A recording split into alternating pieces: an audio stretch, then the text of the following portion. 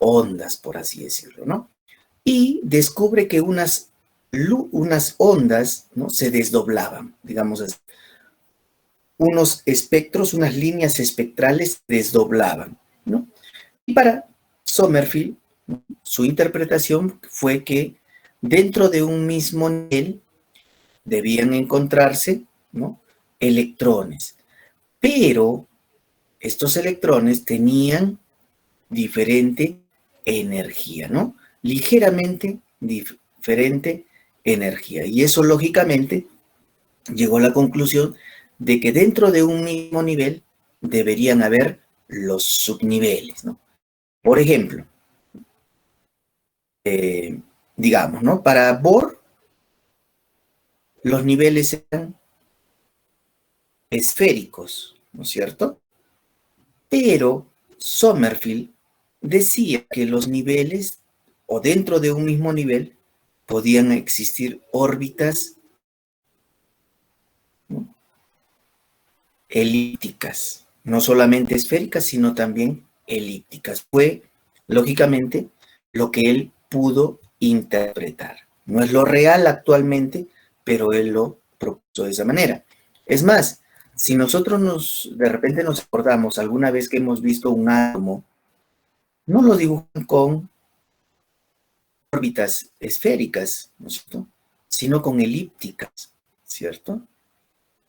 Así más o menos, ¿no es cierto? Así lo dibujan. Entonces, eso fue debido a Sommerfeld. También los subniveles tienen dos tipos de notificaciones. Cuántica, mediante números, ¿no? Recuerda que el subnivel es el número cuántico secundario o azimutal, y espectroscópica, que también es mediante letras, ¿no es cierto?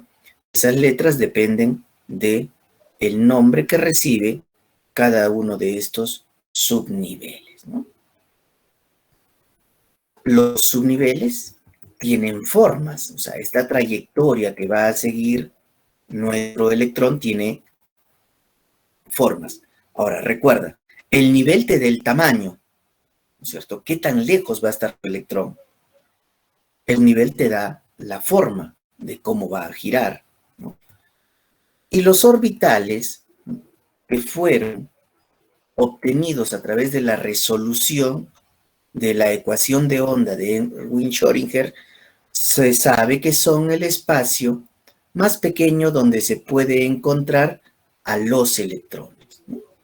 Y también a veces, en vez de decir orbitales, se les conoce con el nombre de REMPE, región del espacio energético de manifestación probabilística electrónica. ¿Qué quiere decir? Que es el lugar más probable donde vamos a encontrar un electrón. ¿Por qué? Porque es el lugar más pequeño que hay. Y aquí tenemos la ecuación de Schrödinger, ¿no? Una ecuación bastante interesante que utiliza a la constante de Planck, el valor de pi, el valor de la masa de los electrones y segundas derivadas, ¿no es cierto?, de la función de onda con respecto al eje X, al eje Y y al eje Z elevados al cuadrado, ¿no es cierto? Y esto es igual, ¿no?, a la misma función de onda multiplicado por la energía.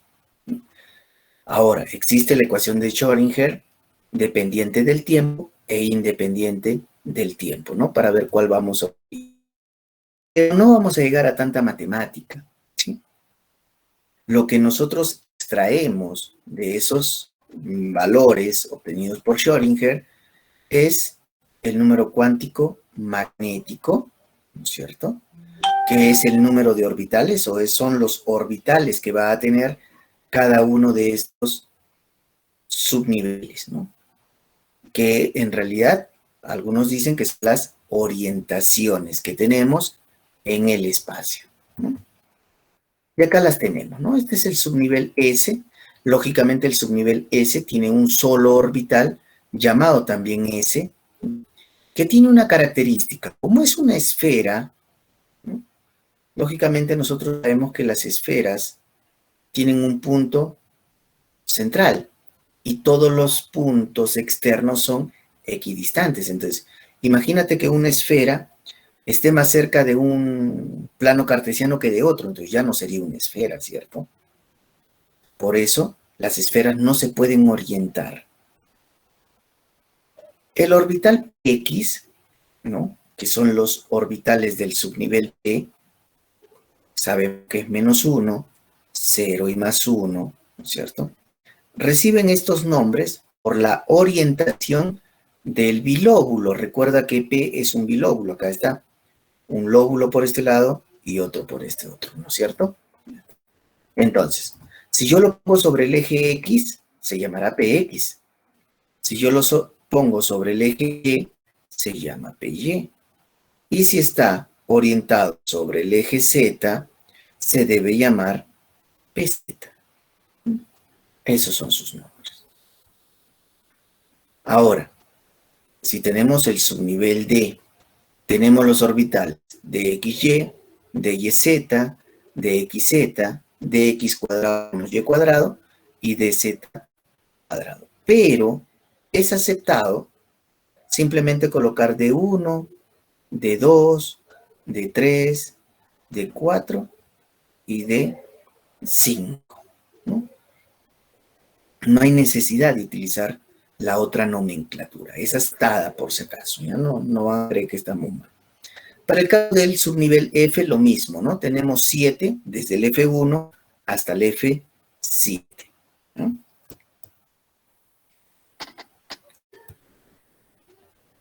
Ahora, cuando nosotros vamos a hacer una configuración electrónica o los números cuánticos, nosotros tenemos que conocer ciertos principios o reglas en las cuales están basados, ¿no?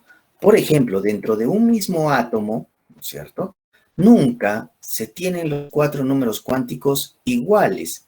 No existen 2 electrones dentro de un mismo átomo que tengan sus 4 números cuánticos. Se pueden diferenciar en cualquiera de ellos. Y, lógicamente, si los tuviéramos sobre el mismo orbital, al menos se van a diferenciar en el spin, ¿no es cierto? Muy bien. Entonces vamos a considerar al helio,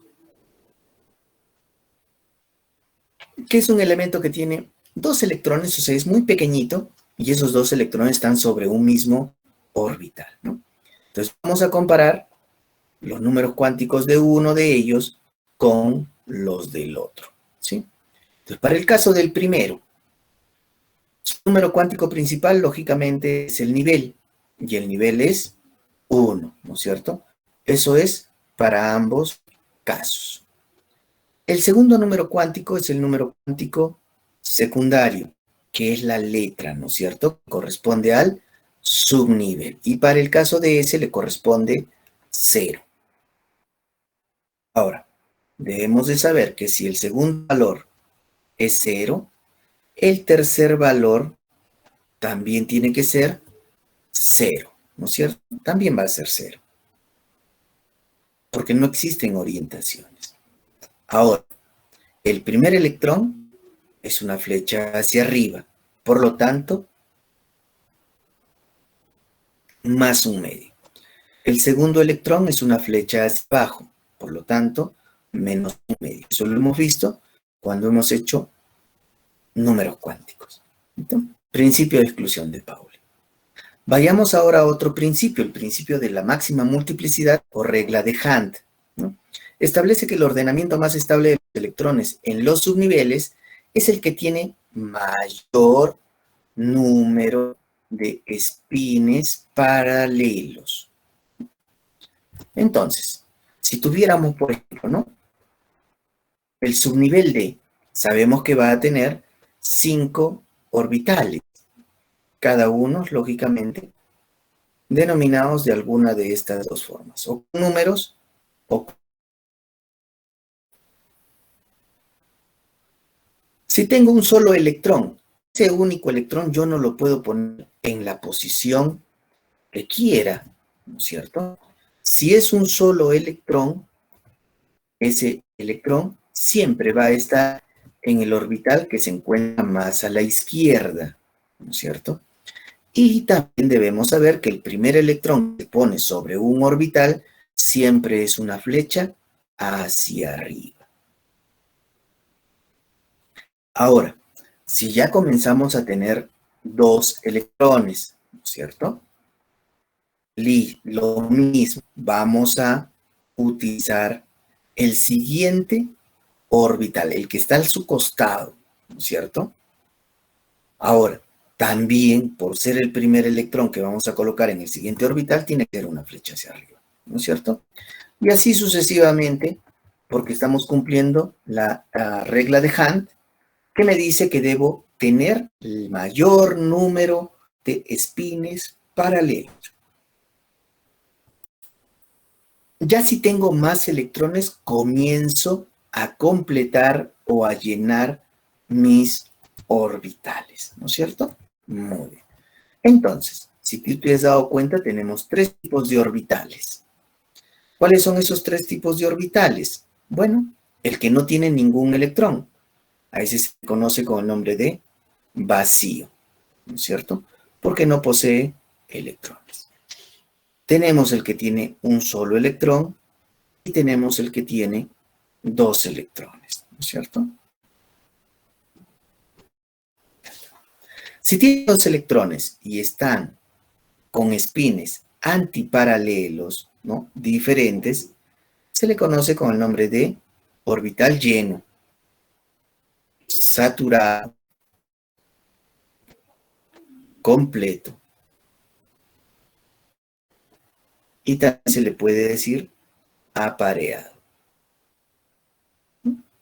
En cambio, si tenemos un solo electrón, le podemos decir semilleno, insaturado, incompleto. Me equivoqué acá. Y también desapareado. Esos son nuestros 3 posibles orbitales que vamos a tener. Regla de Hunt. Ahora veamos la más importante, ¿no?, de las reglas, por así decirlo, ¿no? Es el principio de construcción, también conocido principio de Aufbau. A ver, una consulta. ¿Quién creó el principio de construcción? ¿Quién lo creó?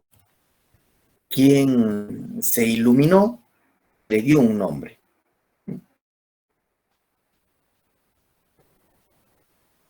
¿Cómo se llamó el científico?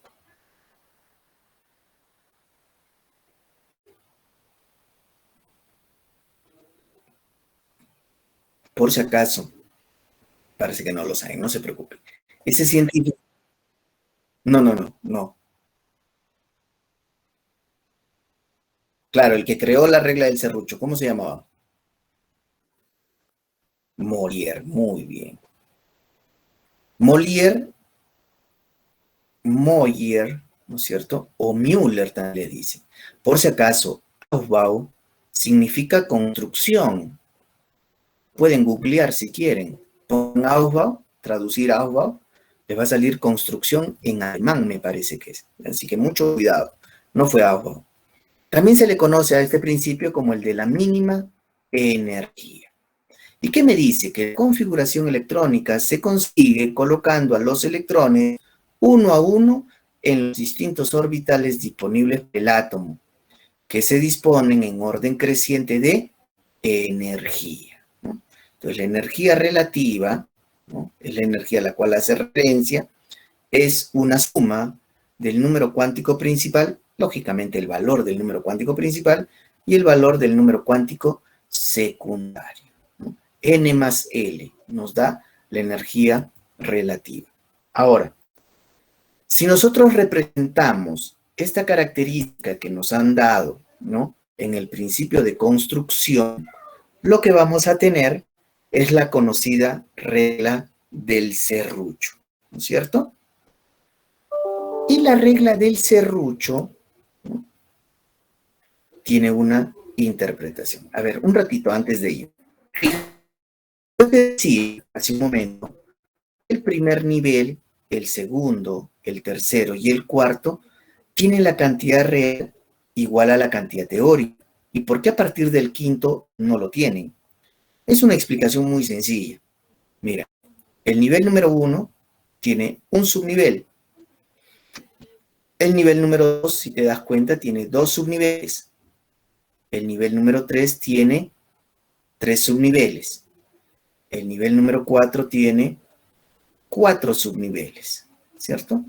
El nivel número 5, por lógica, debemos entender que debe tener 5 subniveles, pero por el momento solo se conocen 4. Mira, veamos un poquito más, ¿no? Yo asumo que esto sí lo deben de saber, pero veámoslo por algunos que de repente no lo saben. Bueno, algunos afirman que el siguiente subnivel que va a aparecer es la letra G. Algunos afirman así. Ahora mira, 2, 6, 10, 14 y lógicamente el siguiente va a tener 18, ¿sí o no? Porque le vamos a sumar igual esa progresión aritmética. Y el que sigue, ¿no? H, vamos a tener 22 y así sucesivamente, ¿sí? Esa es la idea. Entonces, fíjate, ¿cuánto falta de 32 a 50? 50 es lo teórico, ¿sí o no? Pero tenemos 32. ¿Cuánto falta? 18. Y esos 18 lo vamos a tener con el siguiente nivel que se descubra, ¿no? Que aparezca cuando nuestros átomos sean más grandes, aproximadamente de 121 electrones, ¿no? Hasta 118 vamos a estar con el 8, 118 tenemos ahorita, ¿no? Con el 7P. Cuando tengamos el 8S, tenemos 120. Se asume que en el 121 recién va a aparecer el siguiente subnivel. Muy bien. Ahora, fíjate, veamos nuestra regla o nuestro principio de construcción. Nuestra regla del serrucho, pero de otra forma. 1S2. 2S2. 2P6. 3S2. 3P6. Lógicamente lo que estoy haciendo es seguir las flechas, ¿sí o no? Para abajo, para arriba, para abajo, ¿cierto? Eso es lo que estoy haciendo.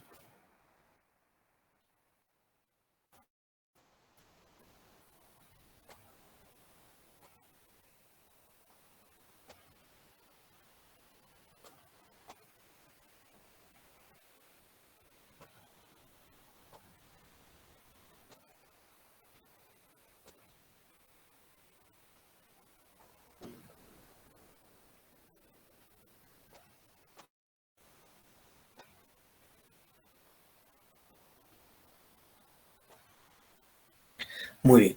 Hasta ahí, si nosotros completamos todo esto, tendríamos 118 electrones, que como sabemos es la cantidad de electrones que tiene el organeso, que es el átomo más grande que existe, o el elemento más grande que existe, reconocido por la Unión Internacional de Química Pura y Aplicada, llamada IUPAC. Y este orden, estas flechas que suben y bajan, ¿no es cierto?, están en función a la energía relativa. Mira, si yo voy a calcular acá, es 1 más 0. Eso quiere decir 1. Si voy a sumar acá, es 2 más 0. ¿Por qué? Porque el nivel es 2, el subnivel es 0. Si voy a sumar acá, 2 más 1. Si yo sumo acá, 3 más 0. Entonces, fíjate, acá tenemos un problema. Dos subniveles diferentes que tienen la misma cantidad de energía. A ellos muchas veces se les conoce con el nombre de subniveles degenerados.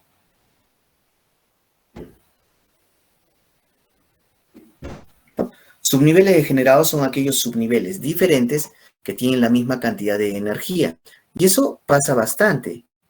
Por ejemplo, acá, ¿no? 4, 4. 5, 5 y 5. Tenemos grupo de 2 acá, ¿no es cierto? De 2, de 3 aquí suma 6, de 3, aquí suma 7, 7, 7 y 7, de 4, y acá suma 8, 8. Y lógicamente nos falta el 8S para completar que sean 4 también, ¿no? Pero por el momento solo son 3. Entonces, esta es una de las cosas que tenemos que saber, ¿no? Los subniveles degenerados. ¿Qué más debemos de saber? Si tú tienes, ¿no?, en una lista subniveles degenerados, ¿no?, que pueden estar en orden o en desorden, ¿no es cierto?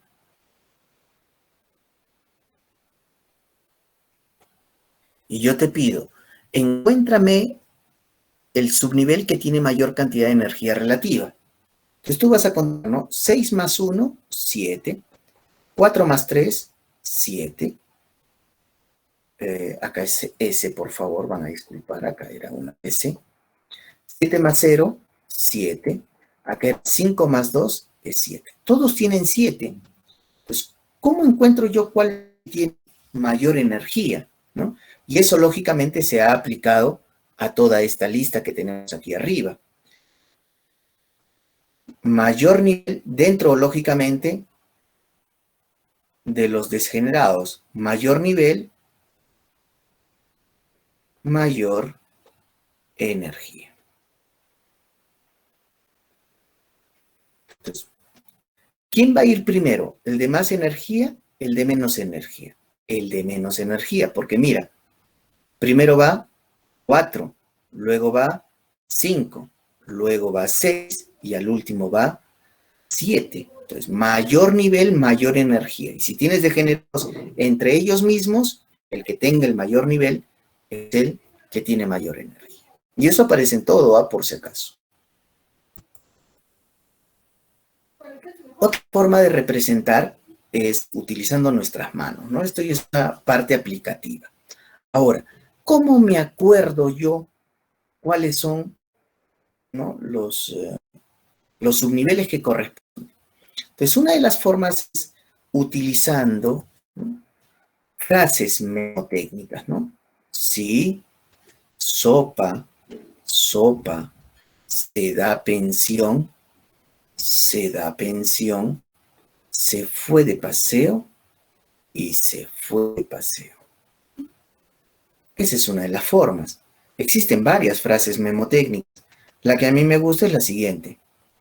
Sí, soy peruano, soy peruano, soy de Perú, soy de